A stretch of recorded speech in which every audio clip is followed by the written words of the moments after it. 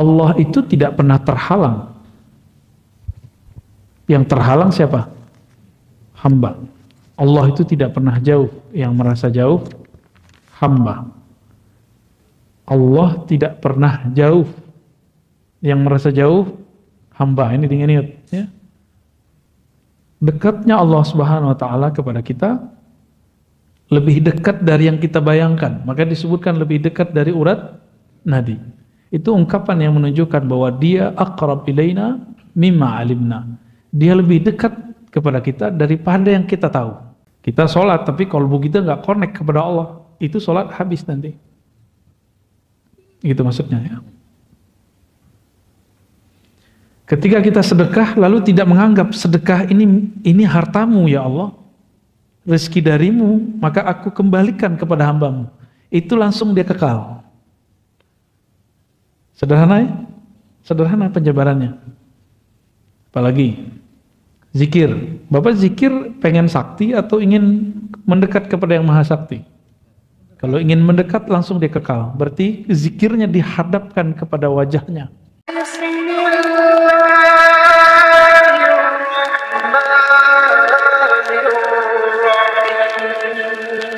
Assalamualaikum warahmatullahi wabarakatuh. Alhamdulillah rabbil alamin, hamdal hamidin, hamdal mustaghfirin, hamdan yuafi ni'amahu yukafi'u mazidah. Asyhadu an la ilaha illallah, asyhadu anna Muhammadan abduhu wa rasuluh. Allahumma salli wa sallim wa barik ala sayyidina Muhammad wa ala alihi wa ashabihi wa li baitihi wa dhurriyyatihi ajma'in. Allahumma inna nas'aluka khaira hadzal lail wa khairan fihi wa khairan ba'dahu wa na'udzu bika min syarri hadzal lail wa syarri ma fihi wa syarri ba'dahu. ونعوذ بك يا ربنا من كل ما شر ما علمنا ومما لا نعلم. آمين. إنك أنت علام الغيوب والحمد لله رب العالمين وصلى الله على سيدنا محمد. Allahumma shalli ala sayyidina. Baik Bapak Ibu yang bukan Allah, kita masuk ke hikam yang ke-15 ya. Alhamdulillah saya dapat kitab baru nih Pak. Dikasih sama Habib dari Condet ya, Al-Habib. Bukan, Husain Idrus Al-Idrus ya. Punya toko kitab, saya dibagi kitabnya. Semoga beliau diberkahi oleh Allah SWT. Buat dus kita dikasih kitab. Kita masuk ke hikmah 15, bunyinya mimma yadulluka ala wujudi qahri subhanahu an hajabaka anhu bima laysa biwujudin ma'. Sebelumnya mari kita baca surah Al-Fatihah. Semoga Allah berkahi kita yang hadir, dikirimkan salawatnya kepada Nabi Muhammad SAW dan keberkahan kepada pengarang kitab ini. Al-Fatihah. Bismillahirrahmanirrahim.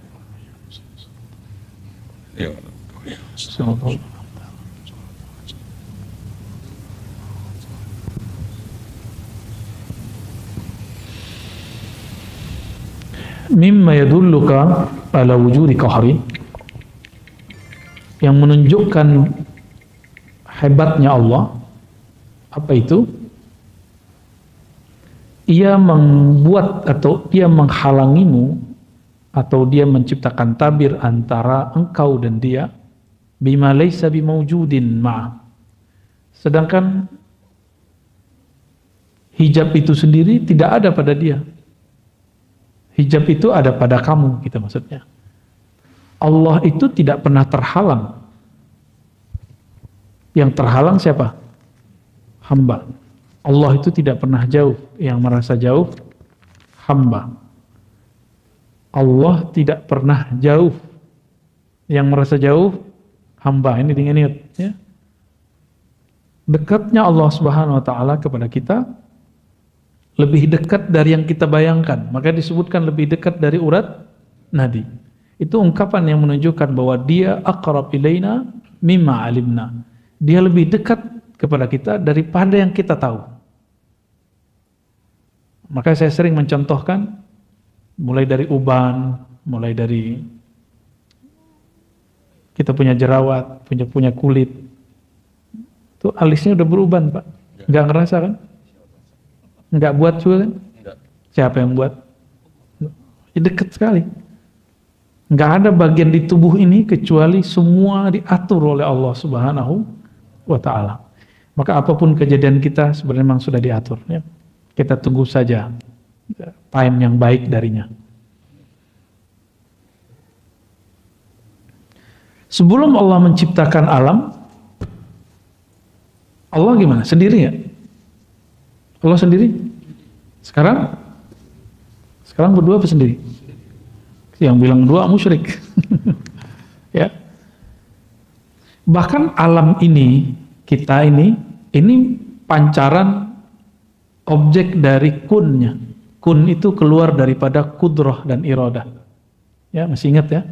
Jadi Allah ketika berkehendak, maka kehendaknya keluar kalam kun. Jadi kita ini kun. Kudrah iradah itu sifat Allah.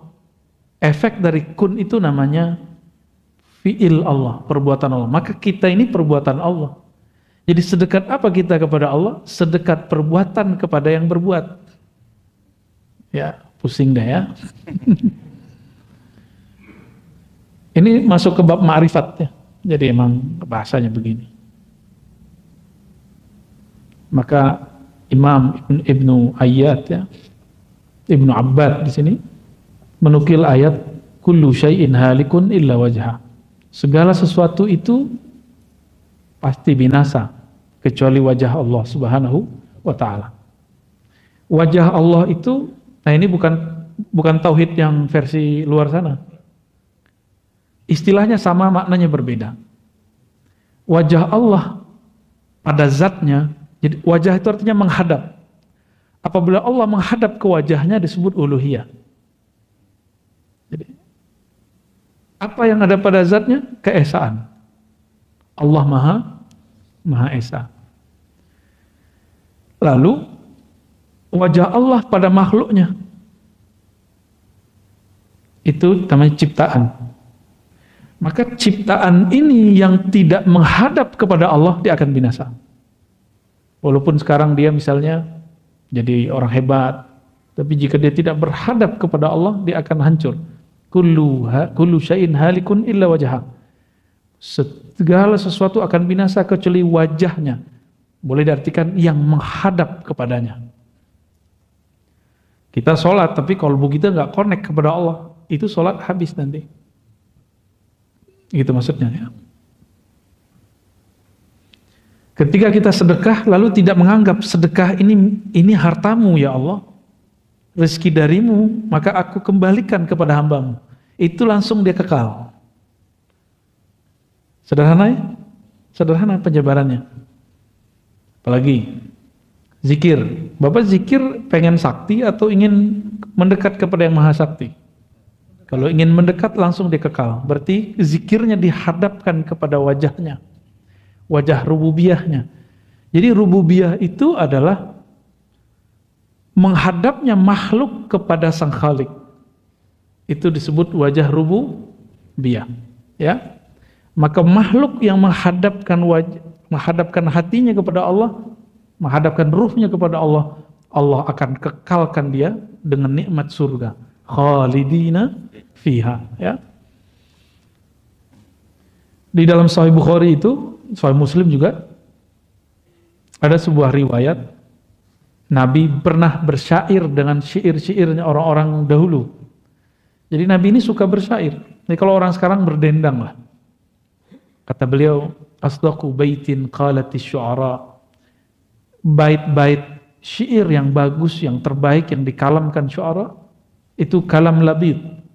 Apa kata Labid? Ala kullu syai' ma khalallahu batil. Ketahuilah segala sesuatu selain Allah itu batil. Ketahuilah segala sesuatu selain Allah itu batil. Maka niat kita benar apa enggak? Kalau emang karena Allah, dikekalkan oleh Allah Subhanahu wa ta'ala. Ala kullu syai'in ma khalallahu batil. Ketahuilah segala sesuatu selain Allah batil. Ini diartikan oleh Imam Ibn Arabi dengan wahdatul wujud. Dan banyak ulama salah faham di situ. Karena tidak semua ulama itu mengalami pengalaman ruhani. Seperti Ibnu Taimiyah, dia mengatakan Ibn Arabi itu sesat karena mengatakan bahwa Allah bersatu dengan alam. Ya, itu keliru. Ibn Arabi nggak ngomong gitu. Ibn Arabi ngomong, wujud yang hakiki cuma wujud Allah. Wujud hakiki itu wujud yang mana dia ada dengan dirinya sendiri. Kita lahir aja dilahirin, ya enggak? Allah enggak. Lam yalid walam yulad. Ala kullu syai'in ma khalallahu batil.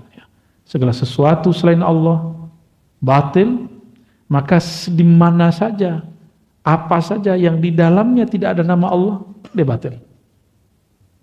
Kita ngaji begini niatnya gak karena Allah, langsung sia-sia. Batil artinya sia-sia. Doi, ya, langsung sia-sia. Jadi semoga Allah luruskan niat kita semua, termasuk niat saya juga ya. Bapak bangun masjid. Kalau karena Allah, di saat bangun Allah bangun di surga. Gitu. Ngurus masjid sama. Saat ngurus masjid tulus, maka Allah uruskan urusan kita di sana. Insya Allah. Maka jangan baper ngurus masjid ya.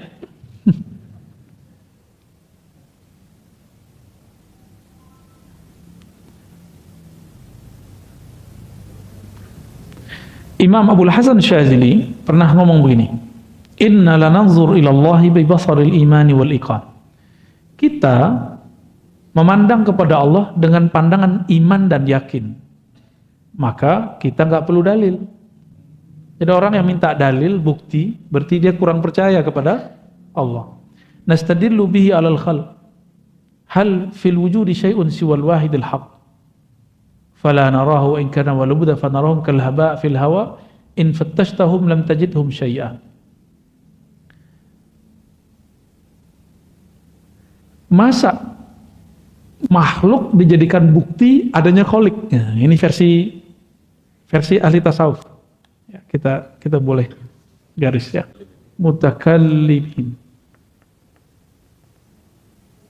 ahli kalam, atau orang-orang yang sibuk dengan dalil-dalil. Ini sama aja, mau aliran Asy'ariyah, mau aliran Ibnu Taimiyah sama.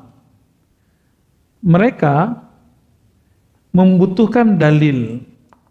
Dalil itu ada dalil teks,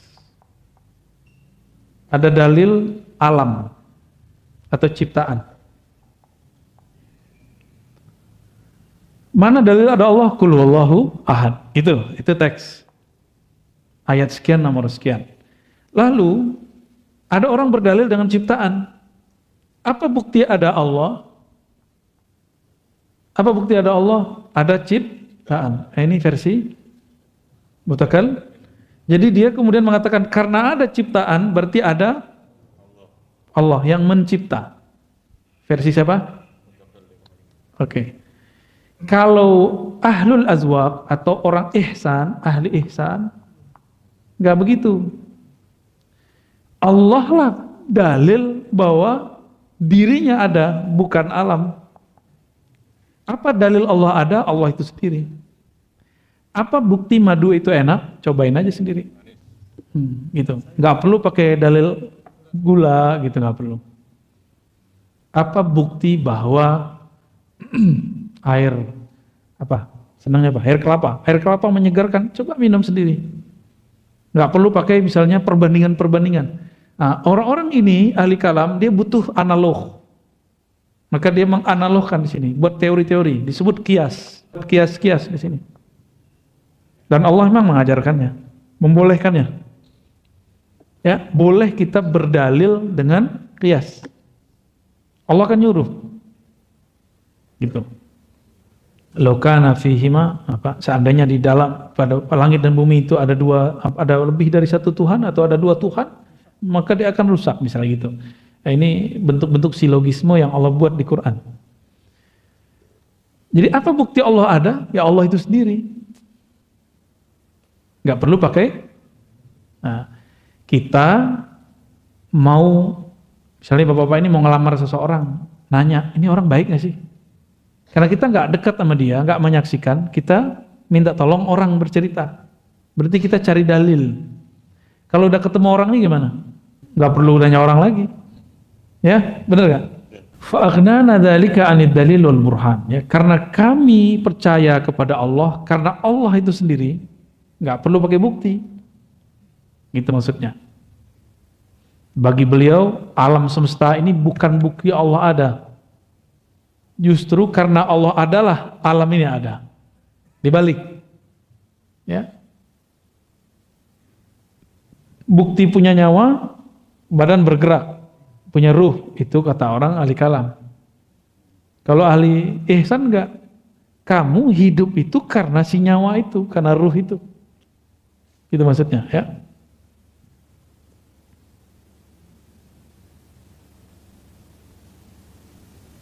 Wa qala aidan radhiyallahu ta'ala anhu qawiya 'alai syuhud marratan fas'altu wa yastura dhalika 'anni faqila law sa'altu ma sa'alahu Musa kalimuhu wa isaruhu wa Muhammad safiyyu sallallahu alaihi wasallam lam yaf'al lakin salhu ayyukawwiyaka fas'altuhu faqawwani. Ya. Imam Athaillah ini pernah mengalami ihsan. Apa arti ihsan? Merasa memandang Allah. Lalu dia berdoa, ya Allah, aku tidak kuat, maka tutuplah, hijablah aku dari melihat ini. Maka ada yang berkata, seandainya kamu meminta sebagaimana memintanya Musa, Isa, Nabi Muhammad SAW, maka tidak akan terjadi. Tapi mintalah supaya Allah menguatkanmu. Ya. Nah, dalam masalah kita hari ini, mungkin nggak takdir itu kita sanggup menanggungnya. Takdir itu kan fiilnya Allah. Jawabannya, minta saja supaya kamu sanggup gitu. Ya.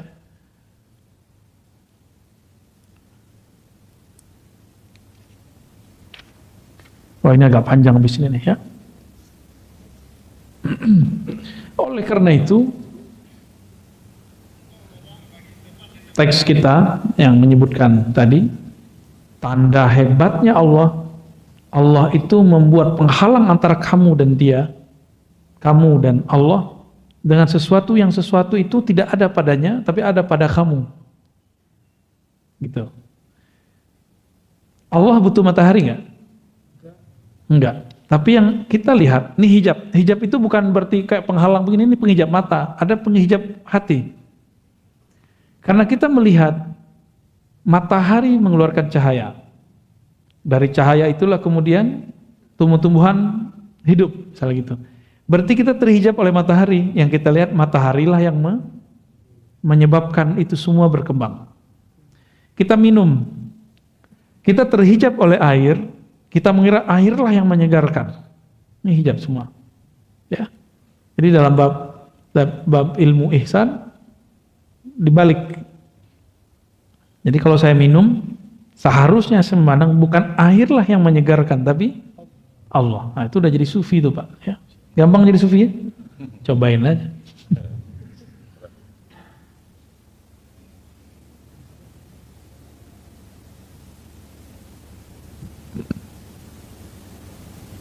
Nah, maka ada ungkapan Ibnu Arabi, man syahidal khalqa la fi'la lahum faqad faz. Siapa yang menyaksikan makhluk tapi tidak menyaksikan perbuatan makhluk, tapi yang dia saksikan perbuatan Allah, faqad faz.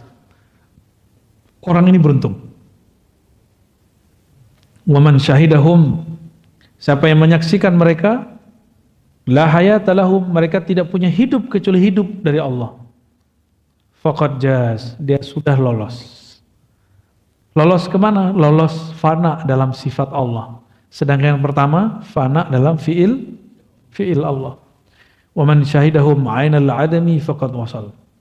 Siapa yang menyaksikan bahwa alam ini sebenarnya hanya bayang-bayang semata, atau hanya pancaran Allah saja, tidak ada hakikatnya kecuali Allah lah yang memberikannya hakikat. Faqad wasal. Dia telah wusul kepada Allah Subhanahu wa taala. Maka wusul itu bukan Bapak ini tiba-tiba terbang ke alam mana, bukan. Wusul itu kesadaran kepada Allah. Maka wusul bertingkat. Ada wusul kepada nama Allah. Ada wusul kepada perbuatan Allah. Ada wusul kepada sifat-sifat Allah. Ada wusul kepada zat Allah. Nah, wusul kepada zat Allah itu cuma Nabi Muhammad SAW. Dan nanti kalau kita beruntung ketemu Al-Imam Al-Mahdi ya. Semoga Pak ya. Mau ngapain lagi ngaji begini kalau nggak bukan itu ya. Semua nabi mengingatkan kaumnya kedatangan Dajjal, maka pewaris-pewaris Nabi mesti menceritakan persoalan Dajjal itu dan Imam Mahdi. Makanya semenjak pandemi saya mulai bercerita banyak tentang Dajjal dan ya ini perintah dari Rasulullah langsung, ya.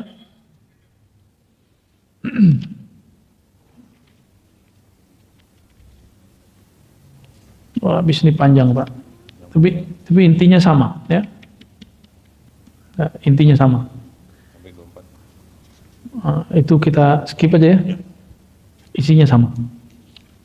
Jadi jangan bayangkan Allah itu terhijab. Yang terhijab siapa? Kita.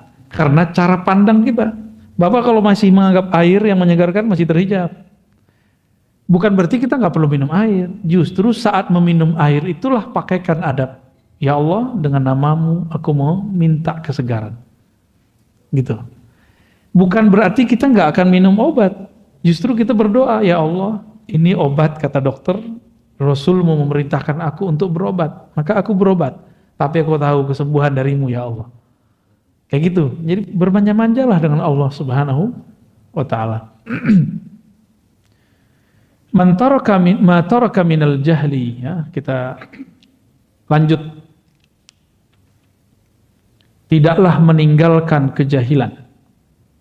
Syai'an sedikit pun, man arada, siapa yang berkehendak, menginginkan, ayyuhditsa fil waqti ghaira ma azrahu Allah fi.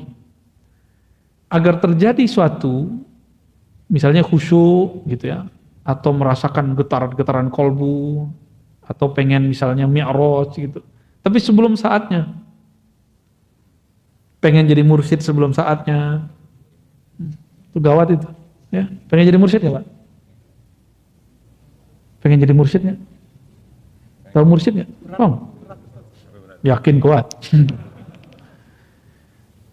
Menginginkan sesuatu sebelum saatnya itu namanya ambisi. Ya, menginginkan sesuatu yang nggak pantas kita inginkan itu namanya nafsu. Ya. Nah ini banyak hari ini. Ya. Saya dari kecil saya belajar zikir, belajar tarekat. Itu banyak yang nafsu pengen jadi mursyid. Padahal tahu dia jadi mursyid itu berat. Ketahuan itu cuma di kolbu tapi pikirannya enggak, nafsunya enggak. Orang-orang yang menginginkan sesuatu sebelum saatnya itu berarti dia tidak meninggalkan kejahilan. Misalnya gini. Orang yang ingin memetik pisang sebelum matang rasanya enak enggak? Kira-kira begitu. Orang yang ingin menjual pisangnya sebelum matang sama dengan orang yang belum pantas menjadi guru terus jadi guru. Guru di atasnya mursyid. Belum saatnya dia jadi mursyid, dia mengklaim dirinya jadi mursyid misalnya. Maka nanti buah yang dia berikan kepada murid-muridnya itu rasanya sepet pasti. Ya. Ini yang ngomong bukan saya teringat kalam Sidi Abdullah Qumari yang kemudian dijelaskan ulang oleh Syekh Zakaria Al-Halabi, ya. Kawan dari guru saya, Kiai Ahmad Marwazi. Dan perlu diketahui, jadi mursyid gak jadi mursyid bukan masalah umur, tapi masalah pengalaman rohani. Ya. Mau lama tapi pengalamannya dikit dan tidak ada kedewasaan rohani. Ini kan ciri-ciri orang nggak dewasa. Ciri-ciri orang tidak dewasa, childish, secara rohani. Jadi dia badannya tua, tapi rohaninya masih bocah, masih anak-anak. Dia menginginkanmu istijabah doa sebelum saatnya. Ingin mendapatkan getaran zikir sebelum saatnya. Ya. Ingin memiliki sesuatu sebelum saatnya. Coba lihat anak-anak meminta yang belum umurnya, pernah nggak? Dulu pernah anak-anak nggak? Pernah nggak minta ke orang tua sesuatu yang bukan umuran kita? Beneran? Antum waktu kecil ingat nggak? Minta sesuatu itu bukan umuran kita seharusnya. Takut galak orang tuanya. Kalau saya sering dulu minta sesuatu yang sebenarnya itu belum umur saya minta. Nah tapi dikasih tahu ini belum, ini tuh orang gede, kita paham. Anak kecil ini kan ada tipe yang bisa dibilangin, ada yang nggak bisa dibilangin ya.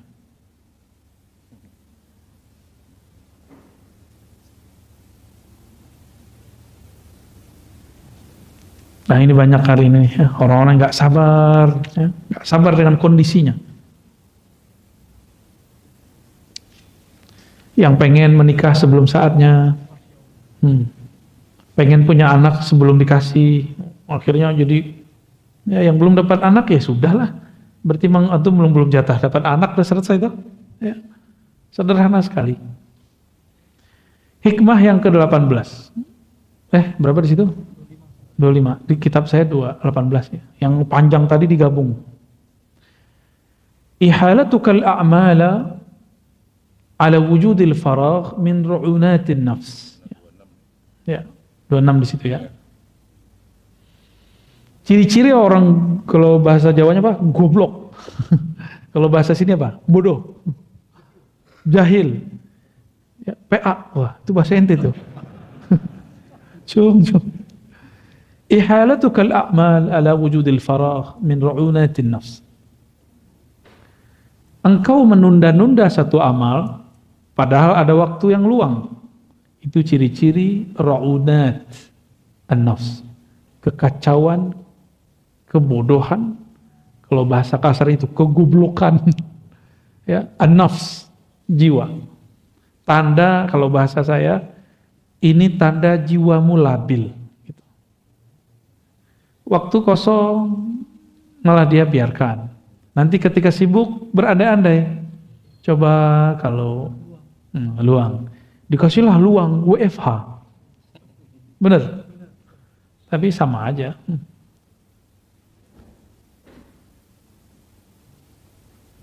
Waktu yang paling berharga untuk kita sekarang adalah waktu dunia. Ini Bapak nafas nih sekarang, ini waktu paling bahagia, paling berharga, qimah, ya, qimah aliyah. Kenapa kita sebut begitu? Karena ketika orang nanti masuk kubur, dia nggak sadar tahu-tahu dia dikubur, nggak sadar tahu-tahu masuk kubur. Biasanya kan main handphone sambil nonton, pas bangun TV-nya kok nggak ada. Nyari-nyari TV, nyari YouTube. Ketika itu terjadi, dia masih panik. Tergantung kepanikannya seperti apa. Makanya biasakan bangun tidur tuh langsung nyebut nama Allah. Gimana caranya? Sebelum tidur sebut nama Allah. Maka setelah tidur kita akan menyebut nama Allah. Ya. Kalau dosa semua kita kan dosa. Nggak usah pikirkan itu ya. Kembali saja kepada Allah Subhanahu wa Ta'ala. Di saat masuk ke alam kubur itu, di situ dia sadar, ya Allah, farji'na na'mal sholihan. Barang sebentar saja, tolong kembalikan aku. Berarti waktu yang ada sekarang, ini yang disebut berharga faragh. Jadi ketika beliau mengatakan, ihalatukal a'mal, kamu menunda amalmu saat kamu masih bisa nafas di sini, masih bisa hidup di dunia, ini pertanda jiwamu kacau, jiwamu tidak dewasa. Jadi nggak ada cerita lagi ya, malam nanti sudah harus witir minimal ya, tahajud lah kalau bisa. Kalau ketinggalan kok nggak ada cerita lagi, harus mulai kemudian beramal yang banyak. Dan amal yang paling bagus amal kolbu. Amal kolbu ada dua, ngaji dan membuang sesuatu yang buruk dari kolbu. Dua aja amal kolbu. Ini amal paling mahal. Ya, yang membuat kita bisa bahagia di dunia kalau kita mentalak dunia. Jadi dunia itu baru bahagia kita kalau kita mentalak. Mentalaknya di kolbu, bukan di fisik Pak. Kita masih makan. Makan minum masih bagian dunia. Ya.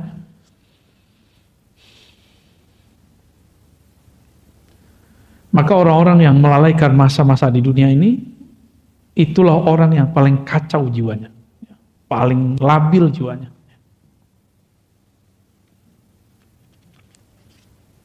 Nah, masih dapatlah satu lagi ya. Satu atau dua lagi nih. La tatlub minhu ay yukhrijaka min halatin liyasta'milaka fi ma siwa.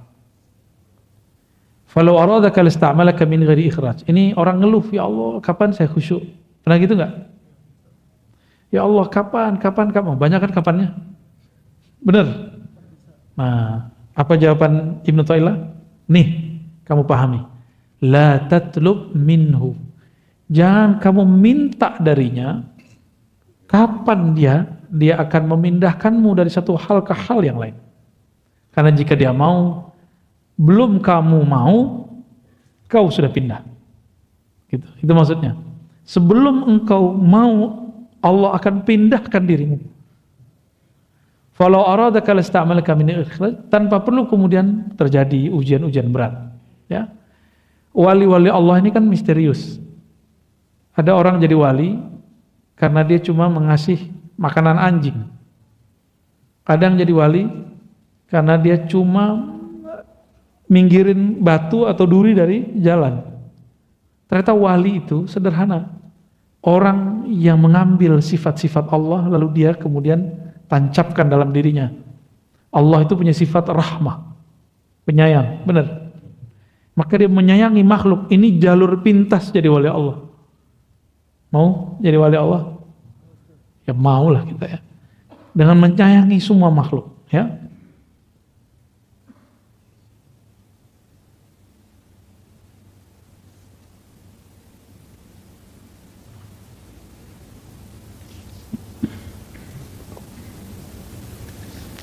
Jadi kalau ada orang pengen zuhud, terus dia berhenti kerja, itu bukan zuhud. Ya. Buktinya apa? Antum ketika tidak bekerja, kepikiran duit mulu. Itu tanda-tanda zuhudnya nggak benar. Ciri-ciri orang zuhudnya benar, dia udah nggak mikirin duit. Duit datang cari dia. Dia nggak nyari duit, duit nyari dia. Akhirnya tidak ada kemudian gangguan dalam dirinya masalah rezeki. Itu baru zuhud. Ya. Gimana? Itu gak berat kalau pakai hati, tapi kalau pakai ini berat. Jadi kajian hikam itu jadi berat kalau antum pikir-pikirkan. Tapi kalau antum pakai rasa, saya rasain dulu, itu nanti ketemu. Ya. Saya dulu berpikir, kapan saya bisa baca kitab ya? Memikirkan itu bikin stres. Akhirnya Allah takdirkan kita ketemu guru-guru hebat, lalu saya mampu baca kitab, berkah mereka. Tanpa saya kepikiran ini. Jadi nggak mikirin waktu. Nah, kalau orang-orang yang coba kalau saya bisa baca kitab kayak kamu, nah ini namanya ngandai-ngandai. Berandai-andai itu bagian daripada was-was syaitan. Ini hati-hati nih, ya. Dapat banyak Pak, kita dikit-dikit aja. Ma aradat himmatu salik an taqifa indama kushifa laha illa wa nadathu hawatiful haqiqah alladhi tatlub amamak. Tidaklah berkehendak keinginannya salik, himmahnya salik untuk berdiam, tawakuf namanya. Udah jadi bahasa orang Betawi ya, tawakuf pengajian. Tawakupan. Tuh. Ente habis tawakupan ya. Tidaklah seorang salik berkehendak untuk diam tawakuf ketika mengalami suatu kasyaf. Dia puas dengan pengalaman ruhaninya itu, melainkan nanti akan ada sir berkata, yang kamu cari masih jauh di depan. Bukan itu yang kau cari. Gitu. Jadi kalau orang mengalami khusyuk, bisa nangis, belum Pak. Masih ada lagi di atasnya. Bapak ngerasa sholat nih kayak di hadapan Allah, belum, masih ada lagi makom di atasnya. Apalagi, apa yang antum paling ingat-ingat ketika sholat, paling enak, bahagia, masih ada lagi di atasnya. Ya, gitu maksudnya. Jadi yang kamu cari itu bukan bahagia, tapi sumber bahagia. Yang diperlukan Allah itu dari kamu, bukan Allah nggak memerlukan apa-apa juga ya. Yang Allah kemudian mau ambil dari kamu, itu bukan khusyuknya, tapi usaha untuk memperoleh khusyuknya, itu yang Allah ambil ntar. Ya, emang khusyuk gampang ya? Gampang Pak? Nggak susah? Gampang nggak susah sama Pak. Apa maknanya di sini? Dunia kerohanian ini akan selalu ada guidance dari Allah. Ini gurunya kan nggak ngomong nih, tapi di hatinya dia bicara. Hatinya yang bicara. Ini yang disebutkan dalam hadis istafti qalbak. Mintalah fatwa ke dalam kolbumu. Ini beliau mengajarkan itu. Ya. Dalam kitab Khatmul Aulia disebut dengan muhadatsah khidriyah. Dialog khidriyah itu maknanya, ya.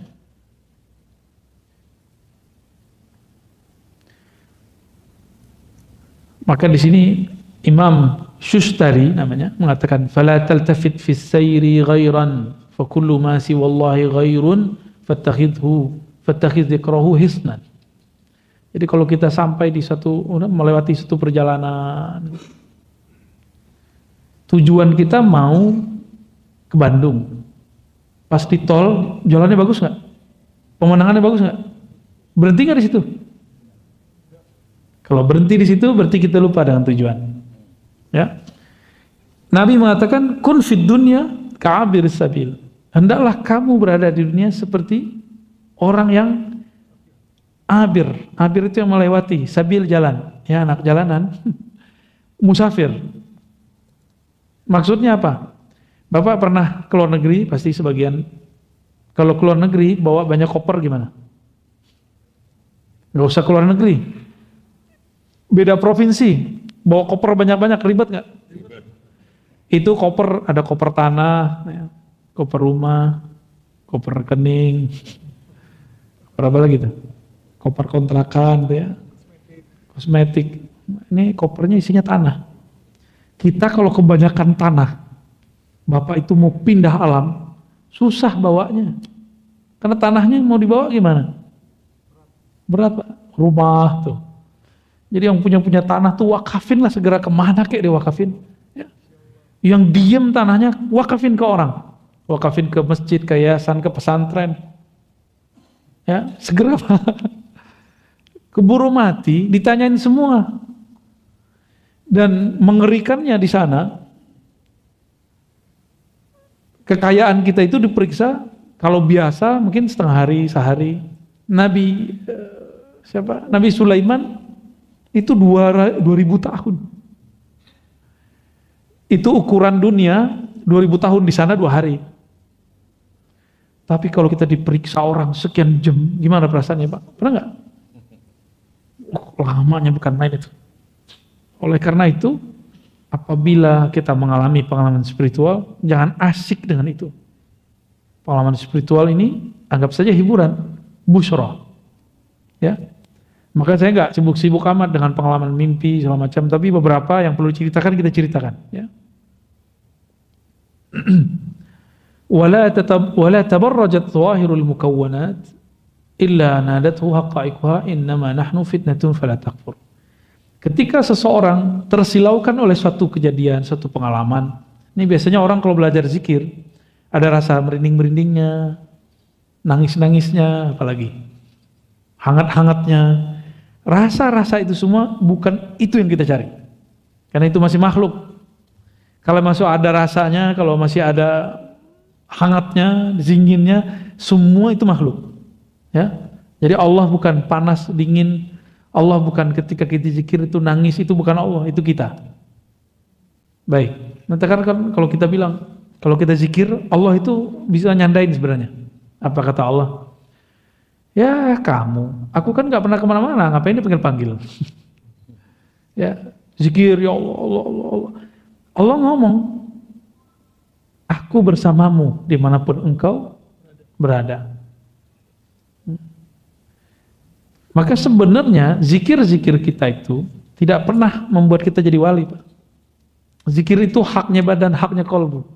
Yang membuat seseorang jadi wali, jika di dalam dirinya ada rahmat Allah. Mau jadi wali kan? Biar gampang jadi wali. Minimal jadi wali murid ya. Wali murid jadi wali kan dia sayang sama murid. Benar gak?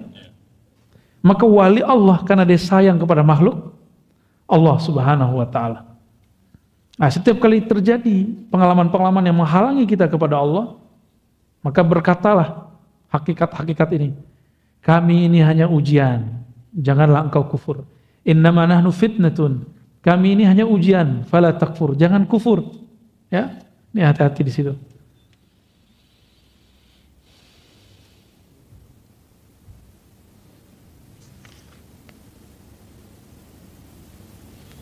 Ya, orang ketika dia belajar ilmu kerohanian, di kolbunya belum dibersihkan, Pak. Misalnya perasaan pinter. Nah, hati ya, perasaan merasa suci. Terus antum belajar zikir, ini belum dibenerin. Nanti zikirnya nambah, merasa sok sucinya nambah. Bahaya nggak tuh? Kita belum sembuh dari penyakit sombong. Tambah ilmu, tambah sombong nggak?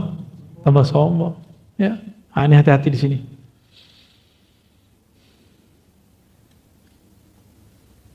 Oleh karena itu, imam-imam kita mengatakan al-i'rad 'anil nas wa zuhdi fi dunya fa aqim ma'allahi bil muraqabah wal iltimis tawbati bir ri'ayah wal istighfar bil inabah wal khudu' lil ahkami bil istiqamah. Jadi yang harus kita lakukan adalah menghindar atau berpaling dari dunia, nanti dunia yang ngejar. Nanti Bapak sampai capek sendiri ngumpulin dunianya. Ya. Dunianya ustadz apa? Ceramah ya. Nanti diubur-ubur orang terus Pak, ntar. Jadwal, gitu. Ketika kita sudah bosan dengan semua jadwal, tambah banyak yang minta. Emang begitu. Bapak kan kalau udah, kan katanya tua pengen hidup bahagia, masa pensiun, apanya yang pensiun? Ya, katanya nanti kalau anak-anak udah gede bisa jagain kita, yang ada kita jagain anaknya, cucunya. Saya menyarankan nih teman-teman, nih mohon maaf ya antum tersinggung aja ya. Kalau sayang sama orang tua, jangan susahkan orang tua dengan cucu-cucunya. Sesekali boleh, seneng.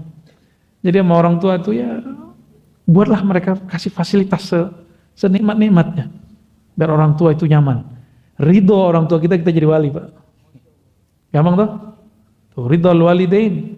Ridhonya orang tua itu ridho Allah. Kalau Allah ridho, wali nggak? Ridho Allah fi ridhal walidain, kan gitu ungkapannya. Uwais Al-Qarni jadi wali kenapa? Karena dia banyak wirid? Karena dia berkali-kali umroh? Enggak. Kenapa ini nggak diekspos? Kenapa sebelum pandemi? Kayaknya kalau mau jadi orang bener umroh dulu berkali-kali ya. Yang kaya orang travel ya. Maaf ya orang travel ya. Ini nggak diekspos bahwa Uwais Al-Qarni jadi wali bukan karena dia pergi haji umroh. Justru karena dia nggak jadi pergi umroh dan haji. Kenapa dia menjadi wali? Karena dia merawat ibunya. Ya, memuliakan ibunya. Mahar masuk jadi wali itu. Gampang-gampang susah ya?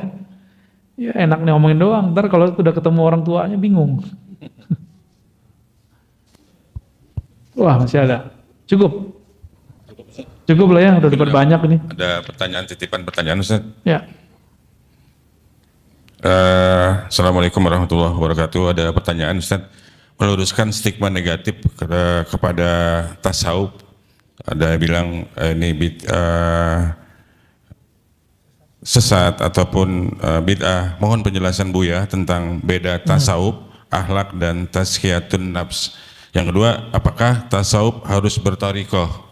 Yang ketiga, torikoh itu apa? Dan torikoh dalam istilah itu ada suluk, ada baiat, ada tarkim. Mohon dijelaskan Ustaz, terima kasih. Ya. Itu borong itu Pak, 12 SKS itu. Ya. Enggak ada lagi. Udah biarin. Enggak usah pakai. Nah, perhatiin kalau gitu ya. Coba antum melukis di kepala sendiri. Tasawuf itu lingkaran besar. Oke. Tasawuf itu intinya ihsan.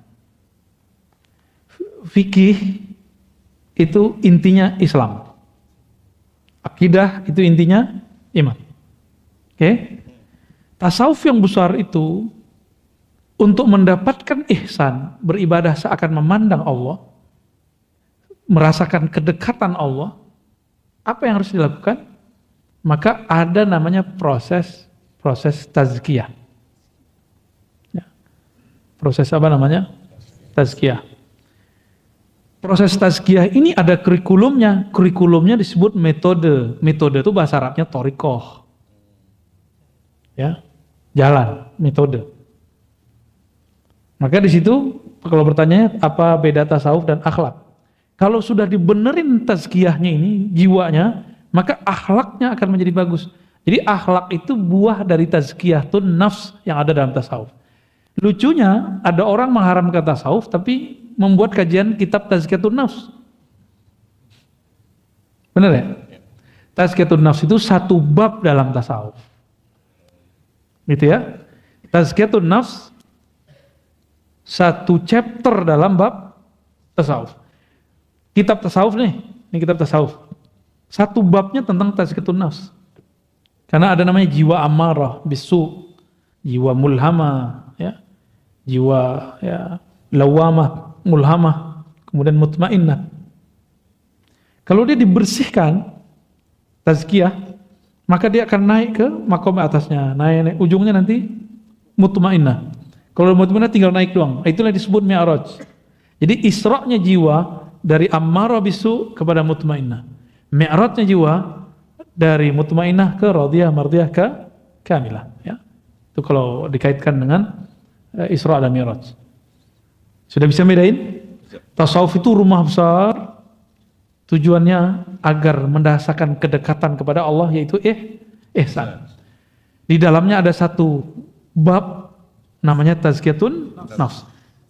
Tazkiyatun nafs itu mempunyai metodenya lahirlah dalam thariqah. Ya, maka wajibkah berthariqah? Ma la yutimmul wajib bihi illa bih fahuwa wajib. Ya. Apabila sesuatu nggak dicapai kecuali dengannya, maka dia jadi wajib. Gitu.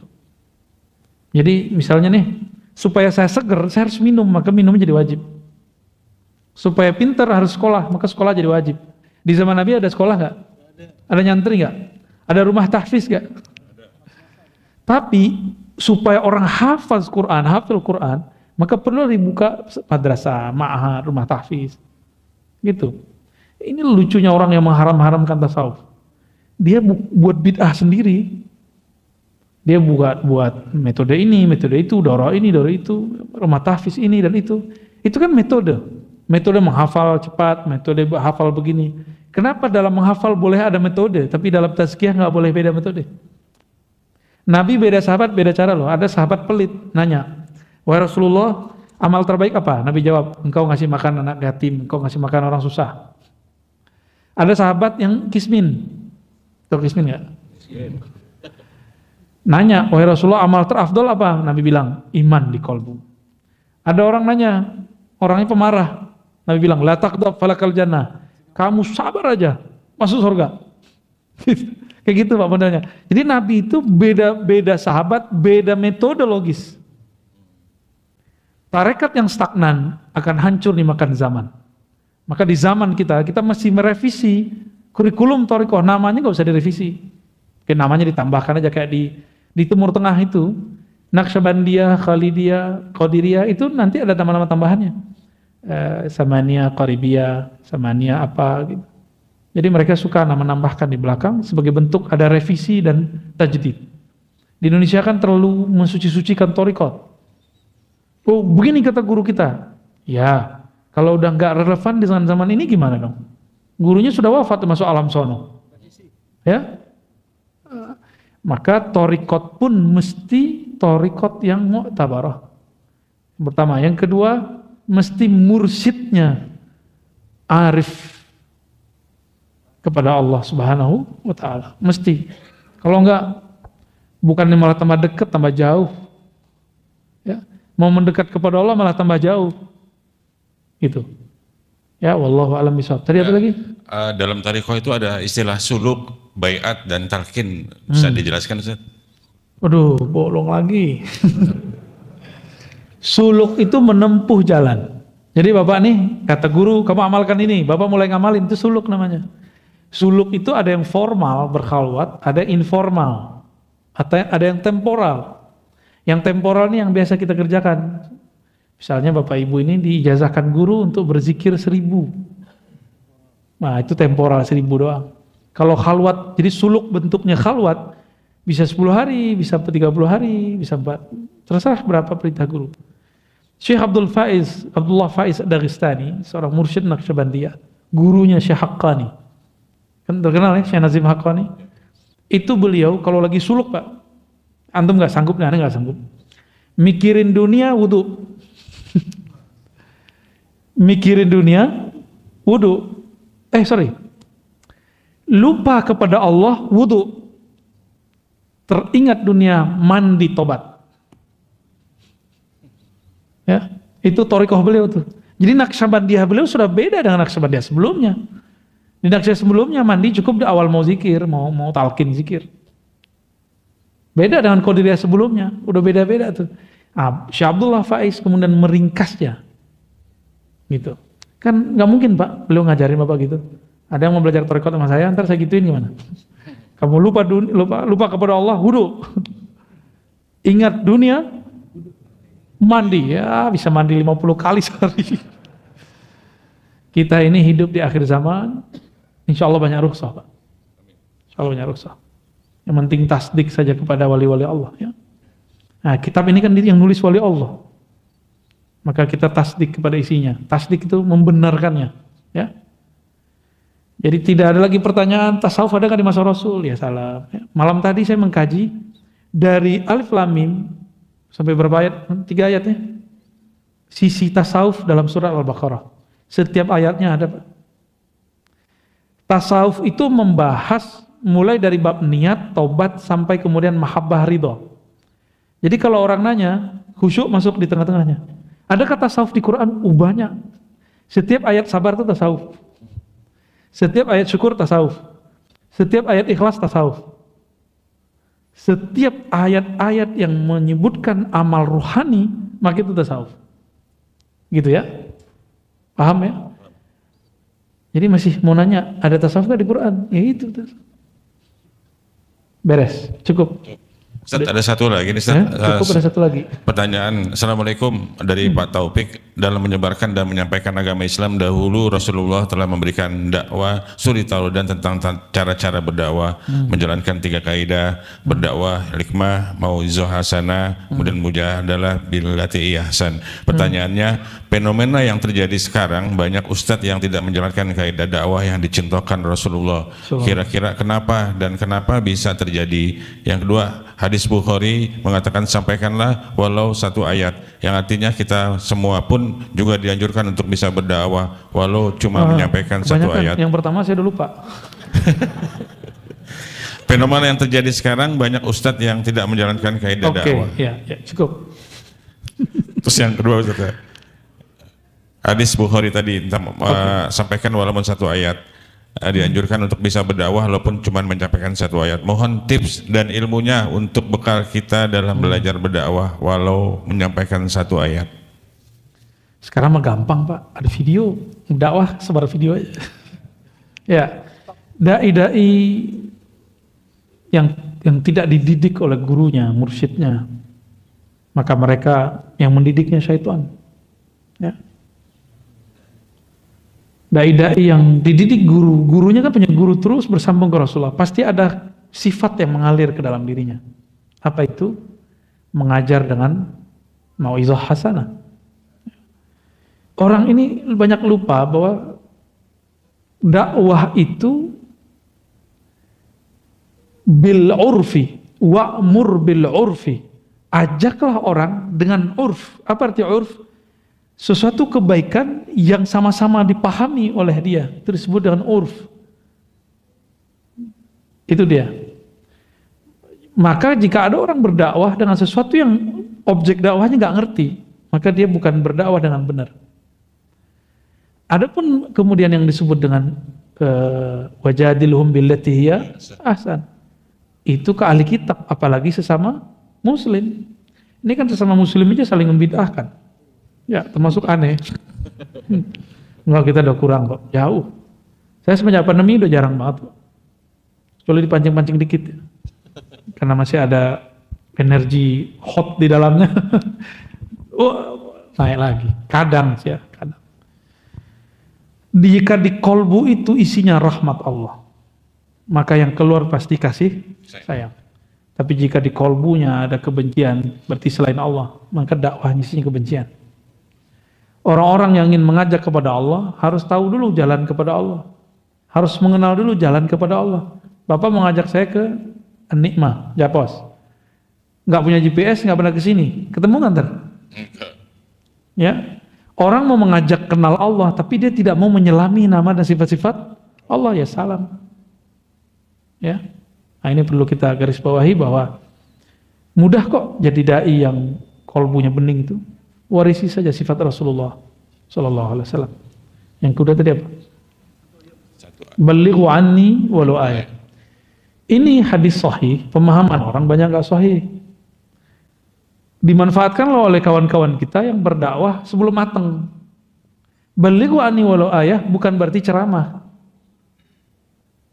Ya, nggak mesti ceramah kok kalau dakwah. Emang Nabi maksudnya dakwah di ceramah di situ? Enggak kan? Kalau untuk ceramah, ngajar kitab, mesti punya kemampuan-kemampuan tambahan. Tapi kalau cuma mau menegur kawan, teman, ya pakai satu ayat boleh, satu dalil boleh. Tapi Bapak duduk di tempat saya ini, terus nanya macam-macam, nggak tahu dalil gimana? Kejadianlah seperti di Bandung, ada ustadz siapa namanya? Ditanya perihal yasinan, nggak bisa jawab, langsung bilang bid'ah aja.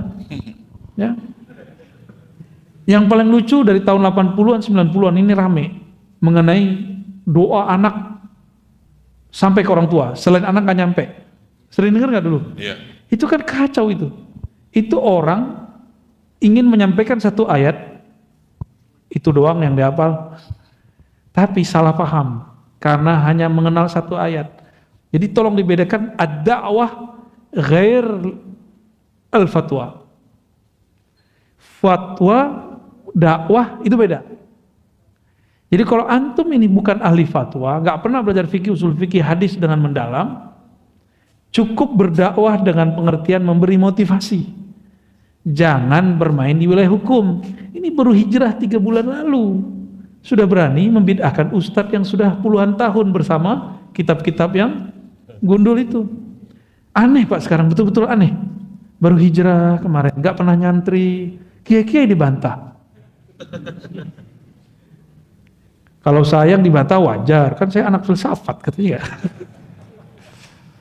Dia mau cari-cari kesalahan, tapi ya Allah ya. Saya filsafat 4 tahun, 4,5. Tapi saya ngaji hadis 15 tahun. Banyakan mana? Kalau dia ngaji hadas kali ya. Jadi kalau untuk menjawab fatwa, haram bagi orang yang hanya mampu berdakwah tapi bukan mufti atau mempelajari ilmu fatwa. Kalau saya nggak fatwa, saya cuma nukil fatwa. Ya, siapa Ar-Razi bisa fatwa? Ya?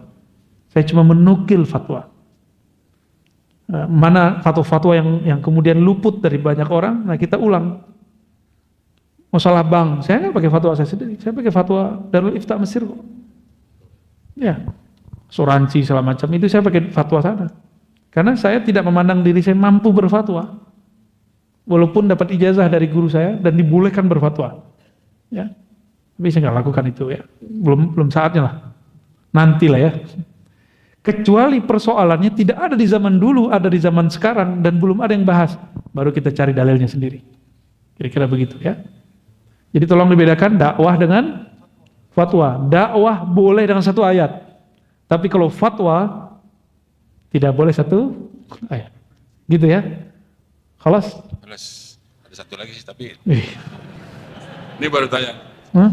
Simpan. Assalamualaikum Ustaz. Bertanya, apakah boleh kita membaca maulid tetapi kita menyingkat pasalnya hanya karena ingin mempercepat waktu? Terima kasih. Kan bukan Quran. Quran gitu maulid? Enggak. Ya boleh. Jadi boleh meringkas maulid. Berzanji itu berbeda dengan bacaan lain. Dia ulama beda lagi. Semakin kesini tambah dikit Pak. Ntar lama-lama jadi sallallahu alaihi Muhammad doang. Udah kejadian ya. Quran aja yang tadinya banyak 1 juz boleh dibaca cuma kulhu 3 kali, ya kan? Jadi nggak ada masalah. Jadi kitab-kitab maulid itu bukan kitab suci, itu cuma menceritakan tentang orang suci. Kalau itu diringkas nggak ada masalah. Ya, wallahu a'lam bishawab. Doanya pakai Fatihah aja ya. Ya, mungkin bulan kita beritahu Ustaz bulan depan berangkat tanggal 21. kita tidak membahas masalah hikam, teman berbarengan dengan peringatan Isra Mi'raj. Saya 21 nggak bisa kayaknya Pak. Oh nggak bisa ya? Karena teman Ustadz mau minta di solmetin nih, si Ustadz Habib Gis. Beliau aja lah yang isi ya. Ya. Oh tanggal 21. 21 saya ada janji ke Jogja kayaknya. Jogja. 21, tanggal 20-nya kita ada. Ya nanti gendor, komunikasi sama Akh Rizky ya. Ribat. Baik. Baik teman-teman semua, mari kita sering mendoakan, berkirim Fatihah satu sama lain untuk semua yang hadir malam ini, siapapun yang mendengarkan dimanapun berada, kita kirimkan untuk semua umat Islam, semua orang-orang yang pernah kita berbuat baik kepadanya, atau orang-orang yang mungkin dulu pernah kita sakiti, kita kirimkan untuk mereka semua. Al-Fatihah.